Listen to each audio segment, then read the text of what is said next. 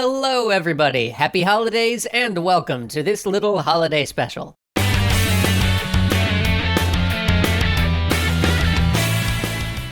As per usual, the Extra Credits channel is going to be taking some time off for the holiday. This has been our busiest year by far, and a lot of us are beyond exhausted. So, as of the 20th, give or take, we're going to be taking a break until mid-January in order to recover. Now, I know that's a long hiatus, but fear not. It turns out that this internet is full to bursting with intelligent and/or entertaining people whom you can enjoy in our absence. And I have put together a list of them for you. 3 of them, in fact. Today, tomorrow, and the day after, I'm gonna list off just some of my personal favorite channels, writers, critics, and entertainers on YouTube and the internet at large. Now, a lot of these recommendations are hardly obscure. Chances are you've probably heard of many of these people, and you might be fans of them already. But I'm willing to bet that there will be at least one name on this list that you have not heard before. And some of these channels definitely deserve more traffic than they're currently getting. So, if you find yourself missing the games discussion, design analysis, and whatever else it is we do at Extra Credits, I recommend trying some of these on for size. I will be putting links to all of these down in the description. Here we go! First up, Game Maker's Toolkit. If you like Design Club, you are going to love Game Maker's Toolkit.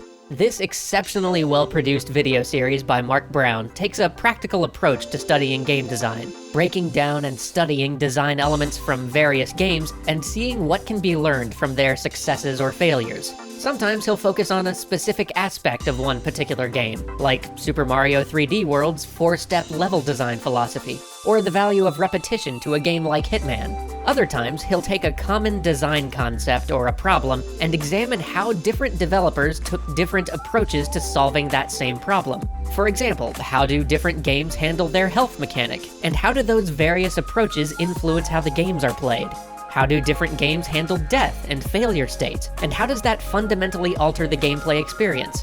He's also started a mini-series on the evolution of dungeon design in the Legend of Zelda series, called Boss Keys. It is a massive undertaking, but it has been fantastic so far. Really, all of his videos are great, so just go watch everything.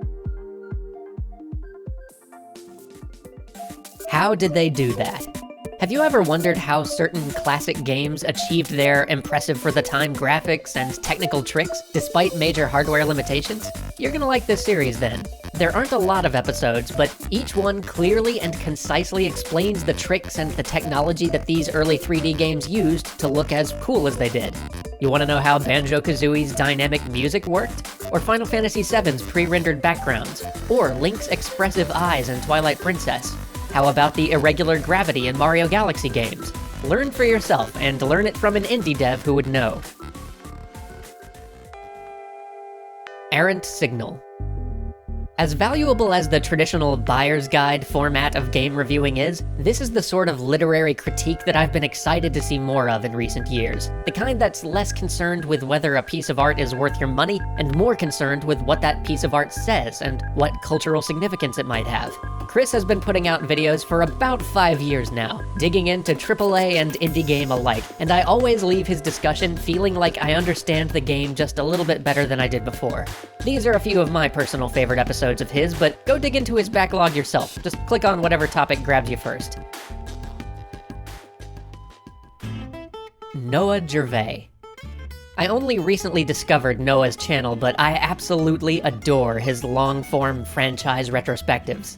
Noah's standard approach is to take a bird's-eye view of a series, looking back on a franchise's entire history, examining where each game stumbles or triumphs within the context of the larger body of work, seeing how the vision and execution of a series of games evolves over time as technology advances, as creative leadership changes hands, as audience tastes change. And this guy is thorough. He will spend an hour and 15 minutes on the System Shock and BioShock games, an hour and 45 minutes on the Mafia trilogy, 2 hours contrasting the single-player campaigns of the Call of Duty series, 2.5 hours discussing the Mass Effect trilogy.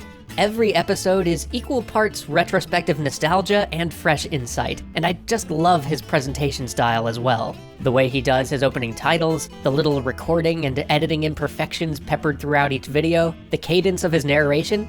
Aesthetically, it's reminiscent of every contemporary literature professor I had in college, and it is just so charming. So pick an episode about a series of games you like, put on some tea, and settle in for a thoroughly pleasant time.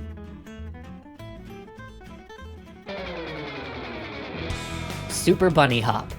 Like the previous two channels on this list, Super Bunnyhop deals in game criticism and editorial, but the format of his content's not so easily categorized. Peruse his library of episodes and you will find a pretty wide spectrum of gaming-centric essays, from reviews to retrospectives to some pieces that border on journalism, like this episode on the creative talent developing Sonic Mania, or that one episode investigating Konami just as their working relationship with Kojima was falling apart, which Konami infamously tried and ultimately failed to remove from YouTube. Some of my personal favorite episodes include this one, examining the first level of every Sonic game, this look at Bloodborne through the lens of Lovecraft, and this massive series of critiques on the Metal Gear games, because he's a huge Metal Gear nerd, and I think I might be too, and this Metal Gear Solid 3 one in particular is just one of my favorite things. Man, I love that game. Watch his videos, he's good. Innuendo Studios. If you've seen any of Ian's videos before, I'm guessing you either saw his video about Phil Fish and the consequences of internet fame, maybe this series about the irrational swell of anger directed toward prominent feminist voices in the game community, or possibly this excellent video explaining the beauty of Smash Bros. Melee as a spectator sport. And if you haven't seen that one, you really should, because it's excellent. He's got a lot of other great videos too, though, and they don't have nearly as many views for reasons that I do not entirely understand. Like this video on the role of Kenny's character in the Walking Dead games, or this examination of Davey Wreden's The Beginner's Guide, which might be my favorite video from Ian so far. Give him a look. And finally for today, Ask a Game Dev.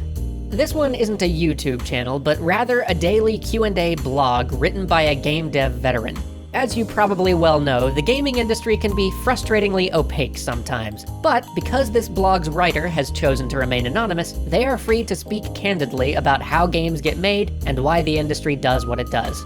What's a typical day like for a developer? How do you become one? What's with the season passes, pre-orders, and microtransactions in AAA games? What is it that makes games cost so much to make? And why is the game industry so darn secretive to begin with? Ask a Game Dev answers all of these questions and many, many, many more in detail every week. They're pretty great, go read some. Well, that ought to do it for now. Join me tomorrow and I will have a fresh batch of new recommendations for you. Until then,